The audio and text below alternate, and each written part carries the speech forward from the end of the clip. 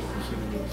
Olha, antes de responder, quero aproveitar para aqui agradecer a oportunidade de estar falando aqui a todos os membros do CISPUME e cumprimentar todos os membros da diretoria através do Jorge, que sempre me recebeu aqui com carinho, sempre tivemos uma boa relação. Eu pretendo implantar uma gestão participativa, que é uma gestão em que a população participa das decisões do governo. E como é que eu vou fazer isso? Eu vou dividir a cidade em setores e de 3 em 3 meses eu vou anunciar reunião no setor, marcando a reunião com a população, ou numa igreja, ou na escola, ou na associação de bairro onde tiver. E para poder definir as necessidades, escutar as necessidades junto com a população. E a gestão participativa, ela não só senta com a população, ela senta também com os diversos corpos técnicos da prefeitura, os setores técnicos, e senta também com as entidades representativas da sociedade. E uma delas é o CISPUME. Talvez seja a mais importante, não é que as outras não sejam importantes, mas é que ela tem grande importância porque ela representa os servidores municipais. Até quando for implantada a gestão participativa, mesmo sentando o corpo técnico dos médicos, com os professores, com os enfermeiros, com o pessoal da contabilidade, da administração, eu vou sempre chamar o CISPUME, que é o órgão que representa. Mas a ideia é sentar também com cada entidade representante da sociedade civil e sentar constantemente com o CISPUME, porque a minha ideia é administrar junto com a população, com a gestão participativa e também com o funcionário público, para que a gente aproxime o funcionário da população e tenha as demandas melhor atendidas e tenha também os anseios e as necessidades dos profissionais que trabalham na prefeitura, na administração, também atendidos. Nesse governo, qual o espaço que o sindicato poderia atuar dentro das repartições públicas ou no próprio paço municipal para divulgação, publicidade? Como... Olha, eu acho que a gente sentar e combinar, nós vamos acordar. Eu sempre fui muito aberto, todas as vezes que eu assumi, eu tive a oportunidade de assumir a prefeitura 12 vezes, 2 vezes ao ano, quando o prefeito saía de férias, e não continuadamente, como falam aí, mentirosamente, contra mim, aproveitando, né, a oportunidade, mas em todas as vezes que eu assumi e que o sindicato me procurou, realmente eu atendi com todo carinho, com toda atenção, sempre tive as portas abertas do meu gabinete para todos, não só para o CISPUME, para toda a população. Mesmo como vice-prefeito, sempre atendi a toda a população. E eu não vejo nenhum problema de destinar um espaço para o CISPUME colocar um painel com bastante visibilidade, para o CISPUME colocar as suas mensagens, não só para o servidor, como também para a população, pode até ficar perto do call center, ou até mesmo ter uma sala interna destinada ao CISPUME, que se precisar reunir internamente lá no horário de trabalho, de repente o CISPUME se desloca até lá e tem uma sala para atender o servidor, marca um horário específico, não vejo problema nenhum nesse sentido. Acho que até é um ponto positivo, porque eu quero implantar uma administração mais aberta, mais humana, exatamente mais próximo da população e do servidor. Isso até eu coloquei no meu plano de governo. Como todos sabem, todos os planos de governo, às vezes um candidato ou outro usa isso como meio de vantagem. Ah, meu plano de governo está registrado, meu plano de governo está registrado, como se do outro não tivesse. Quero aproveitar aqui a oportunidade para deixar claro que foi uma exigência do cartório eleitoral, do tribunal eleitoral. Na hora que você registra a sua candidatura, você registra junto com ela o seu plano de governo. Então todos os planos de governo estão registrados e as pessoas podem procurar na internet o que consta, o que não consta. Porque tem muita gente com promessas aí e que não estão no plano de governo. No meu plano de governo já consta fazer essa reforma administrativa. Claro que houve uma reforma recente que não atendeu às demandas do funcionalismo público, porque ela foi uma reforma imposta de cima para baixo, talvez sem uma consulta prévia com os funcionários. A minha ideia é ir fazendo uma reforma administrativa e um plano de cargos e salários, mas gradativamente. Em vez de fazer um plano completo para todos os servidores, que fica muito difícil você equalizar, à medida que nós vamos sentar na gestão participativa com setor a setor, com departamento técnico a departamento técnico e fazendo esse plano de carreira, né, o plano de cargos e salários, o plano de carreira, gradativamente, função a função. Então, senta com os enfermeiros, resolve o deles, equaliza o deles, está todo mundo de acordo, manda para a Câmara. Senta com os professores, equaliza, manda para a Câmara. Senta com o pessoal administrativo, resolve, equaliza, debate o que for necessário e vai mandando para a Câmara. O plano de cargos e salários não precisa ser feito de uma só vez para todos, porque os setores são muito diferenciados. Como eu pretendo sentar constantemente com todos os setores, nós vamos fazendo isso também gradativamente, de forma a resolver e atender da melhor forma possível. Certo. E dentro dessa reforma, ou no seu governo, o senhor tem uma projeção mais ou menos de quantas pastas vão existir de secretarias, diretorias? Vai ser mais enxuta do que a atual ou vai ampliar? Não, a minha ideia em princípio é enxugar um pouco. Eu acho que tem algumas secretarias que podem ser condensadas, como já foi condensado. A Prefeitura trabalhou até então com 11 secretarias. Recentemente, nos últimos 6 meses, criaram mais 3 secretarias, mas eu acho que a gente pode trabalhar um pouco mais enxuto. Acabaram sendo nomeados os secretários e secretários adjuntos. A minha ideia é talvez trabalhar somente com o secretário, condensar um pouco, para que a gente tenha uma economia de cargos e salários efetivamente, para que possa usar esse dinheiro em outras situações. Então, só acredito que vai ter ser um governo com maior austeridade? Sim, com maior austeridade. E a minha ideia também, parte da diretoria, hoje, às vezes entram os diretores, a gente precisa ter um elo de ligação do servidor efetivo com o servidor comissionado, com o ente político. E quem representa o ente político? Os secretários. Né? E às vezes essa ligação, o diretor também é nomeado.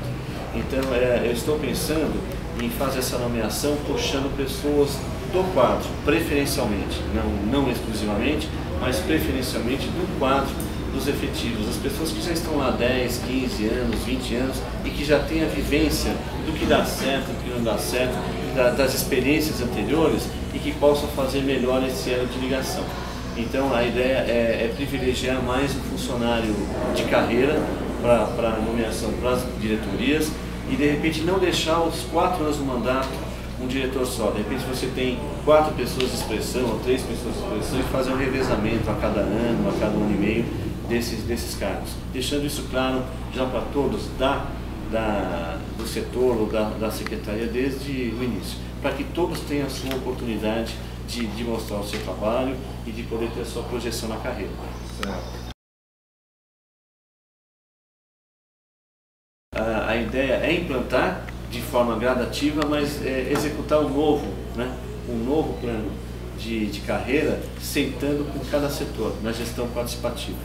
Em vez, como foi feito o plano de carreira, meio sem consultar, sem ouvir os funcionários públicos, sem ouvir os anseios, a ideia é revisá-lo, mas sentando departamento a departamento, setor a setor, e encaminhando para aprovação de forma gradativa também.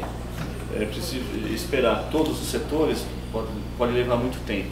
E se a gente ir resolvendo ponto a ponto, setor a setor, técnico diferenciado, acho que a gente vai atender melhor os anseios, vai resolver melhor as expectativas, vai conversar, porque nem tudo pode ser feito, né? Então, para atender de forma a poder equalizar melhor as situações, mas ir aprovando gradativamente. E conforme for sendo aprovado, já ir implantando. Então, na verdade, é como já existe o plano de carreira da Guarda Municipal, você pretende fazer isso por categorias? Por categorias, exatamente. Vai ser assim, então? Isso. Para o magistério também? O termo certo é melhor esse, mais correto. Em vez de ser setor a setor, é por categorias. Certo. Hoje nós temos um excesso de cargos comissionados. Eu acho que dá para a gente reduzir um pouco os cargos comissionados, mas eu quero ter a integração melhor dos cargos comissionados com os funcionários efetivos, né? Não quero que tenha injustiças, de repente entrar um cargo comissionado que não tem a qualificação específica para o cargo e aí entra uma pessoa lá dando ordens a pessoas que estão há 15, 20 anos e que já sabem que isso não vai dar certo e tenta falar com o chefe e esse chefe não tem experiência para atendê-los. É por isso que nos cargos comissionados de chefia, nas diretorias, eu vou procurar privilegiar o quadro efetivo. Certo. Porque hoje a informação que a gente tem é quase 2.000 cargos de comissão. Não sei se pode ser verdade, mas é uma informação que, se você for fazer em relação ao efetivo, são 1.960 cargos, se não me engano. Então, esse comissionado entra naquela questão da lei de responsabilidade, o percentual destinado à folha. Sim. Partindo disso, nunca sobra o efetivo. Então, por isso essa defasagem salarial, por isso não se tem essa questão da cargos de salários, porque não existe verba para isso. Ela é destinada, a maioria, para cargo comissionado, que muitas vezes são os maiores salários, né? Sim. E a gente entende que é atribuição do administrador, então, mas dentro dessa questão da razoabilidade, tem que ter um parâmetro, né? O que se considera, qual o percentual que seria razoável, né? Dentro dessa contratação? Hoje não existe uma lei que determine um número. Não existe uma lei, mas existe a lei de responsabilidade fiscal, que ela dá um indício, né? Sim. E uma indicação disso. Eu acho que os cargos comissionados, por ordem de grandeza e de bom senso, não deveriam ultrapassar os 30% dos efetivos. Não tem lógica em você ter mais comissionados do que efetivos. A relação de bom senso é em torno de 30%. Eu não tenho noção de quantos cargos tem hoje. Eu acompanhava muita administração até 2010, quando houve uma ruptura, né? Uma dissolução com a administração. Então eu sei que após essa minha dissociação foram criadas as 3 secretarias novas. Eu não tenho noção de qual o volume de cargos que foram criados após essa minha dissociação e com essas secretarias, por isso que eu não tenho como afirmar quantos cargos tem.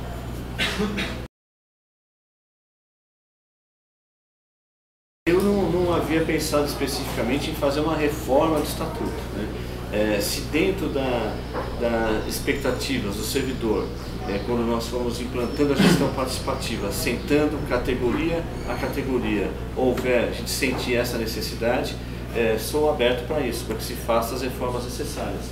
E estamos abertos para que qualquer proposta nesse sentido por parte do sindicato, a gente está de portas abertas para encaminhar para a Câmara e fazer a reforma necessária. Que uma das pautas, né, desse ano, que o sindicato está encaminhando agora esse mês, que é setembro, né, data base nossa, é uma reforma do Estatuto do Servidor, com a participação da Câmara Municipal, administração e do SISPUM, né? Por quê? Porque a gente sabe, lembra da época que foi implantado, ele foi meio goela abaixo, entendeu? E muitos direitos foram suprimidos, né, Douglas? Nós passamos de uma... Eu percebi que nesse segundo mandato começou a haver uma desconstrução do primeiro mandato, né? E uma série de benefícios que haviam para a população e para os servidores começaram a ser cortados, suprimidos nesse segundo mandato. Então, algumas dessas situações têm que ser revistas, por uma questão até de justiça.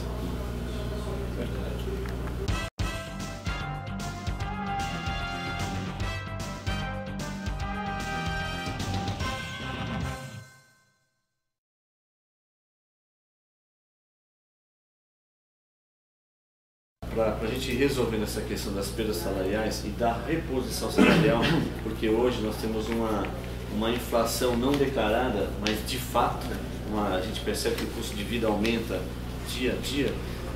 Nós temos que fazer um levantamento da possibilidade financeira que existe, do volume de gastos, do volume de comprometimento da administração, ver a folga que está. E claro que pretendendo trabalhar com um volume menor de comissionados, pode ser que haja uma sobra para a gente ir resolvendo esse problema e uma reposição das perdas. Claro que não dá aqui para prometer, estaria mentindo, falando que vou repor as perdas de uma hora para outra, porque isso não é possível, né? Mas eu acho que a gente pode fazer um estudo e repondo essas perdas de forma gradativa, essas reposições. O plano hoje que existe de reposição chega até 2016. Então, já é gradativo. E vem sendo cumprido? Não, ele cumpriu da 9 a 19, deixou de fora os módulos universitários, né, e deixou o pessoal da 1 a 7. Entendeu? Então, quer dizer, esse primeiro ano ele já não cumpriu a questão da perda. Então vai dar de novo um acúmulo nessa categoria. Então nós estamos reafirmando o nosso pedido, porque é uma questão de gestão também. O governo foi assinado com o governo social, mas o próximo foi feito diante do Ministério do Trabalho, né? E o próximo que for administrar vai ter que honrar com esse compromisso. Sim, mas tudo que está determinado aí com o Ministério do Trabalho e que nós vamos procurar honrar. Eu acho que a gente vai ter condições financeiras para isso, porque realmente como eu pretendo trabalhar com um volume menor, um pouco de comissionados, e a gente vai também, né, prefeito? Isso, e nós vamos direcionar um pouco do dinheiro para essas reposições. Então chega a sobrar então no cofre público, vai conseguir então pelo menos para sanar essas perdas? Eu espero que sim, embora eu tenha uma noção, eu acompanho muito a parte financeira, acompanho muito a economia do país. A gente sabe que o próximo mandato não vai ser tão fácil, né? Nós temos uma crise chegando, uma crise não muito divulgada, mas temos uma crise batendo na nossa porta e eu acredito que o próximo mandato tenhamos algumas dificuldades a mais. A gente já sente hoje um repasse do FPM, o Fundo de Participação dos Municípios tem uma queda em torno de 20%. O servidor que não sabe, eu vou até explicar o que é o FPM, é o Fundo de Participação dos Municípios, que é uma cota do ICMS, do IPI, de Imposto de Renda, que é distribuído para todas as cidades do Brasil, equitativamente a quantidade de população. Então, para nós, tem cidades que isso é pouco significativo. Vou dar um exemplo como Paulínia. Paulínia, esse FPM tem 73 mil habitantes, o FPM representa 3% da arrecadação. Uma cidade mais pobre, com menos condições, às vezes o FPM representa 80% da arrecadação, até 90%, e tem cidades que pode chegar quase até 100% da arrecadação. As cidades mais do sertão, dos sertões do Nordeste, onde não há produção nenhuma, onde não há um comércio até que se cobre IPTU, que não há condições, às vezes quase toda a arrecadação é o FPM. Para nós, o FPM representa entre 44% a 48%, uma variação conforme a nossa arrecadação do IPTU. E nós estamos tendo uma queda de 20% do FPM. E como tem uma queda nesse sentido, a gente sabe que tem uma queda da arrecadação do governo federal e repassando também a menos para o governo estadual. Então, possivelmente, deve ter menos investimento do governo federal em verbas que não são além do nosso direito, né? Porque o que é nosso direito vem, mas o que é além que a gente pode conquistar através de emenda parlamentar, através de um pedido especial, deve ter uma redução de investimentos e deve ter uma redução de investimentos do governo do Estado. Então são tempos mais difíceis. À medida que a economia vai passando por mais dificuldades, talvez poderemos ter também uma queda de IPTU. Então a gente sabe que vai ter uma queda financeira e que vai ter que ser administrada. Por isso que a gente pretende enxugar um pouco para que a gente possa fazer frente a essas dificuldades que a economia do país, do mundo atravessa e que está refletindo na economia do Brasil agora. E por isso que eu falo que a experiência administrativa, não só a experiência administrativa dentro da questão pública, mas uma experiência administrativa de uma empresa, porque uma prefeitura nada mais é do que uma empresa pública e com mais necessidades e mais exigências do que uma empresa privada, a experiência vai ser muito importante para poder fazer frente a essas dificuldades financeiras que vêm com o nosso país agora. A gente percebe a economia, o governo federal fazendo uma parte, reduzindo IPI aqui, reduzindo IPI ali, fazendo gradativamente, a população girando a economia através do crédito, e isso também tem um limite, né, que já está chegando no final, está deixando o governo federal preocupado, então vamos partir agora para investimentos de infraestrutura, mas eu não sei se vai chegar a tempo, na velocidade, para movimentar a economia do país, então a gente deve atravessar algumas dificuldades. Mas vamos fazer frente a essas dificuldades e fazer com que o servidor não seja prejudicado dentro desse processo. Certo, então logo sou assumido 1º de janeiro. As reposições, o senhor já colocou aí, então o servidor tem que ser pé no chão e não pode então ter uma perspectiva de aumento real no salário? Não, eu não falei isso. Sim, mas dentro desse quadro. Eu falei sim. Eu falei que assim, que eu não quero que o servidor seja prejudicado dentro dessa situação. E que por isso nós vamos fazer uma administração um pouco mais enxuta para que a gente possa fazer frente a essas dificuldades e privilegiar o servidor dentro do seu direito. Acabando né? com o comissionado. E dentro, não acabando totalmente, não pode, né? Mas reduzindo um pouco. Não tendo cargo desnecessário. Mas dentro de uma projeção dos próximos 4 anos. O servidor pode contar sim nos com o cumprimento do programa assinado aí para reposição salarial. Pode contar sim. Mas aumento real, haveria uma projeção, você acredita que dentro dos próximos 4 anos ou dentro desse quadro? Não, eu acho que com tudo. Socioeconômico. Com todas as situações que eu coloquei aqui, que são situações conjunturais da economia do país, eu acho que nós podemos ter ações dentro do município que melhorem a nossa arrecadação. Nós vamos ter algumas ações para geração de emprego e renda e que dentro do mandato já vão começar a ter reflexo.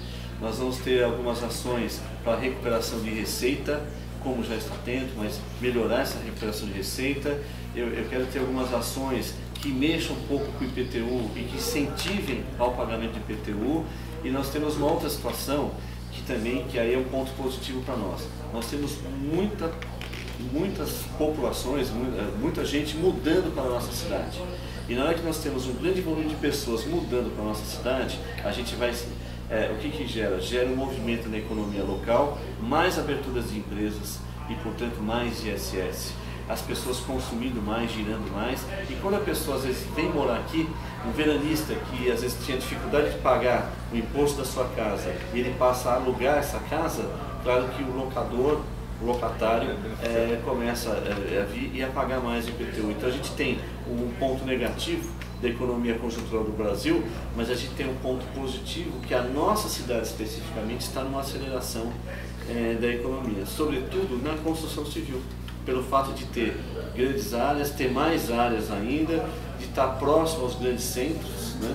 E de o custo de vida estar tão elevado na região metropolitana de São Paulo e também no centro da região de Santos, né? Santos para a Grande São Vicente, que está fazendo com que o volume de pessoas maior venha para cá. E aí movimenta a nossa economia e talvez esse seja o contraponto para a gente fazer o contraponto para essa redução econômica conjuntural no país. Entre os benefícios que vocês relacionaram, vamos citar um por um aqui. Retirada do VT, o que seria? Vale transporte. Vale transporte. Olha, primeiro o plano de saúde, que eu acho que é um dos mais importantes. O plano de saúde está dentro dos 7 pontos da saúde que eu quero implantar no município para melhorar bastante a saúde. Um desses 7 pontos é o plano de saúde para o servidor público. Eu vou até listar os 7 pontos aqui para que seja... eu pretendo colocar, para a gente mudar a saúde da cidade, colocar um pronto-socorro infantil, e todos os candidatos estão falando isso, mas o único programa que está registrado para o pronto-socorro infantil é o meu, né? Todo mundo está copiando. Segunda coisa, eu quero fazer uma reserva de vagas do hospital regional, preferencialmente para Itanhaém, 20% das vagas preferencialmente para Itanhaém. Terceiro ponto, eu quero sentar com os médicos para acertar a situação deles e contratar alguns médicos ali no quadro, ter um médico substituto para que não falte médico. O quarto ponto, trazer para cá um PID, Programa de Internação Domiciliar do Governo Federal, igual ao SAMU. A Prefeitura paga um pouco, o Governo Federal paga um pouco, conforme o perfil de internação, a pessoa fica internada em casa e o médico vai na casa das pessoas. Isso evita com que as pessoas peguem infecção hospitalar e dá maior velocidade nas cirurgias eletivas no nosso hospital regional. O quinto ponto consiste exatamente em trazer um pronto atendimento particular para cá. E como que eu consigo trazer um pronto atendimento particular para cá? Eu já andei conversando com as entidades, elas pedem um mínimo de conveniados. Então eu pretendo fazer um plano de saúde, um convênio médico para o servidor municipal. Eles pedem no mínimo 8 mil. E aí a prefeitura paga o servidor e desconta da folha dele no valor mínimo o agregado familiar que ele quiser. Aí com a família da prefeitura, eu acho que a gente já atinge 11, 12 mil pessoas ou mais. E aí qual a vantagem disso? Nós temos outros segmentos da sociedade que tem convênio. O pessoal ligado ao CRES, ao AB, ao CREA, os aposentados da Electro, o pessoal da FUNAI, o pessoal dos Correios, os bancários, o pessoal da Breda, da Litoral Sul e tantas outras empresas, né? Falei do Extra, falei do Site também, do Satélite, né? Então tem convênio. Pelos meus cálculos, nós vamos ter entre 22 e 25 mil pessoas usando pronto atendimento particular. E na hora que eu tiver 25 mil pessoas usando pronto atendimento particular, a gente reduz a demanda no sistema público. Essa é a nossa ideia. A outra ideia é levar o laboratório para dentro do pronto-socorro, para que você tenha os exames feitos na hora, para dar o suporte para o médico poder atender a população.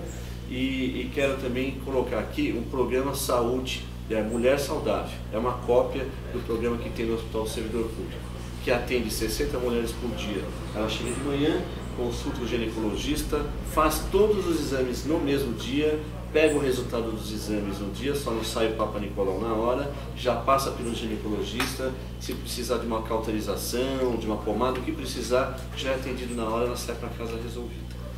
Então essas ações são ações pontuais para a gente, com essas ações, a gente muda definitivamente a situação da saúde de Itanhaém. O sétimo ponto, que eu falei 6 pontos, é colocar nos postos de saúde, ampliar um pouco os postos de saúde.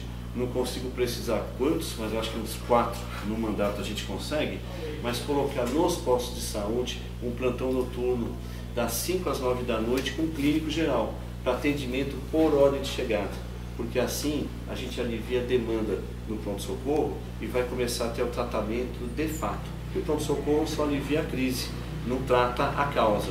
A causa vai ser atendida por esse médico na sua região, no posto de saúde. Certo. Alguns benefícios também, como o auxílio funeral, ele foi retirado, eu sei que havia, foi retirado, a gente pode estudar o retorno dele. O vale transporte, eu não sei por que foi retirado, a gente pode... Ele fez aquela questão lá, fez a lei que retirou, quando criou a lei do estatário, do servidor fora do município. Aquele que tinha entrado no concurso com a previsão do vale transporte foi retirado. O sindicato foi totalmente contra. A gente concorda que o emprego tem que ser da cidade e tal, mas que fosse daqui para frente, não os que já estavam, né? Tem pessoas que teve redução de 40% a 50% no salário. Realmente uma questão de justiça isso, né? Essa questão do vale transporte, da retirada do vale transporte para o servidor que vem de outro município, foi um meio legal que foi encontrado para privilegiar o emprego na cidade, né? Já que a prefeitura é o maior empregador da cidade, que pelo menos contempla as pessoas da cidade. Mas o Jorge tem razão, para o novo funcionário que já faz o concurso sabendo que não tem o vale transporte, é uma coisa. Agora, para o antigo, que já está aí trabalhando há 10, 15 anos, e de repente tem metade do seu salário consumido, comprometido, isso seria uma forma injusta. Então, nesses casos, a gente vai dever e vai recolocar, sim. Eu acho que é de bom senso, é o direito adquirido, questão de justiça. Realmente, não havia passado pela minha cabeça esse fato. Foi retirado, mas tinha que ser retirado dos novos, né? Os antigos já têm esse direito adquirido mesmo. Aí a folga da jornada de trabalho? Isso é questão de gestão, né? As folgas da jornada de trabalho é questão de gestão administrativa.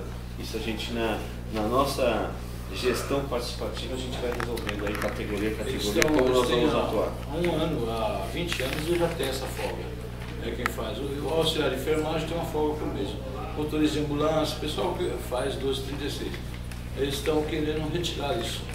Estão querendo retirou já. Porque, segundo até o outro sindicato, que é o Sindisaúde, no caso da saúde, né, os servidores da saúde, o que acontece? Esses profissionais, eles, pelo Estado, eles têm até 2 folgas semanais. E então a categoria já está pleiteando a 3ª folga. Aqui, por ausência da legislação, que não tem nada específico para o município, é um acordo, fica a critério da administração.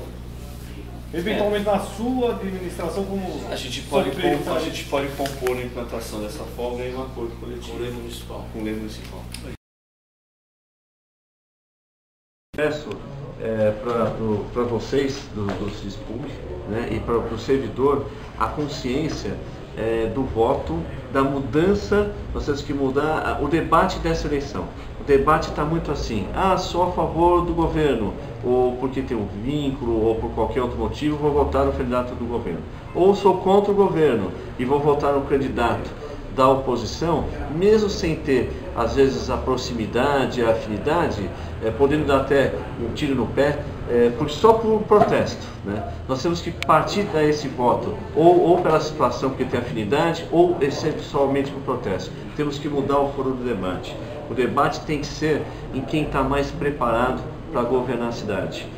Essa é a real necessidade do município, e não ir para um candidato só por protesto, ou ir por outro só por afinidade, ou porque tem alguma conveniência. A população tem que ter a consciência em quem está mais preparado. E eu até faço uma brincadeira, uma analogia. Se você for pegar um voo no aeroporto, for viajar, e vai destinar 2 horas da sua vida na mão de um piloto de avião, você vai querer um piloto experiente ou inexperiente? Claro que a resposta é experiente. Então por que para 4 anos da vida da nossa cidade e de suas vidas, vamos deixar na mão de pessoas inexperientes, ou sem tanta vivência, só por protesto ou só por afinidade? Tem que pensar realmente em quem está mais preparado e quem tem mais condições de governar. Peço o apoio de vocês e a contribuição para que vocês conscientizem seus amigos, seus vizinhos, seus parentes e os seus companheiros funcionários para que façam a escolha mais correta para a nossa cidade. Obrigado.